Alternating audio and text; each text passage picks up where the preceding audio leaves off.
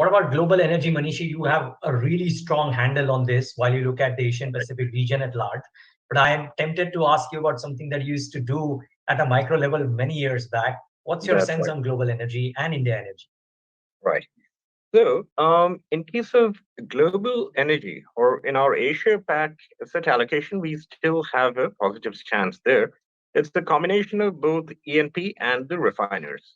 In case of India, it's a slightly different story because Mhm. here regulatory aspects have tended to influence margins of the Indian refining and marketing companies in a slightly divergent way than they have influenced the rest of Asia.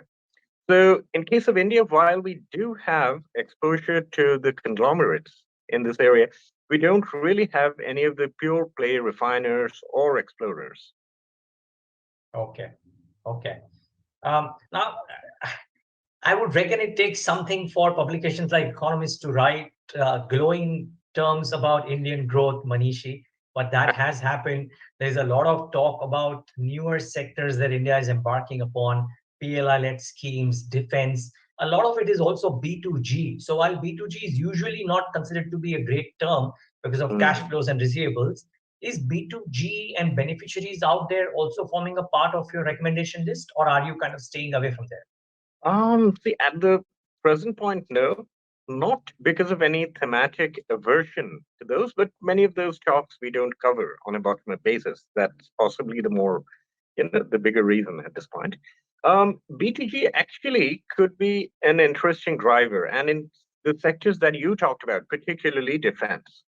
Having said this, if I look at a broad upturn in the economy, it's really private sector spending, private sector capex that'll have to come back. We haven't yet seen that in a big way.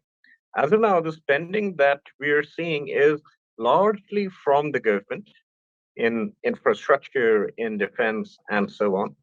But for a bigger and more broad based recovery to come in, we are still waiting for private sector capex. We believe it's around the corner. Maybe, not immediately, but at some point of time next year. But that would really be the bigger driver. Okay, but you've not been tempted to look at themes like defense, which has suddenly caught the eye of everybody's imagination, for example. We haven't yet, looked at those sectors in much Very close. detail, Okay, and I mean, got it. thematically they do look good, but not we haven't looked at them on a stock specific basis. I get your point. Okay, my final question then, there, and therefore I'm moving away from B2G to Mhm. cycles. And there is a lot of talk about, in India at least, actually, let me try and rephrase my question. World over, real estate prices have started to buckle down. We've seen that happening maybe in the US as well, but certainly Australia, Canada, Japan. Right. India prices are still okay, but Indian prices haven't really moved too northwards in the Yeah. last few years as well. And everybody talks about a big real estate cycle underway in India. How have Yes. you looked at it? Do you believe this is multi-year, or do you believe it's time to be cautious? You see, real estate in India, if you look at average property prices or property construction, they had almost a 10-year lull period. You know, Property prices actually not only stayed stagnant, they actually tanked in some of the bigger cities.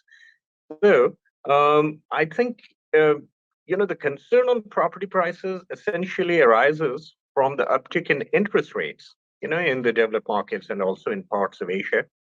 In India, we're seeing two differences. First, as I said, that it's starting from a very low base, this uptick in property prices. And second, the interest rate increases have not been so egregious as we have seen in the developed markets for the obvious reason that inflation has not been so much of a concern in the Asian region.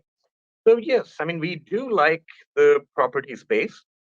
We think apart from the developers, even the sector lenders, the mortgage lenders, they could be an interesting and innovative way to play that sector.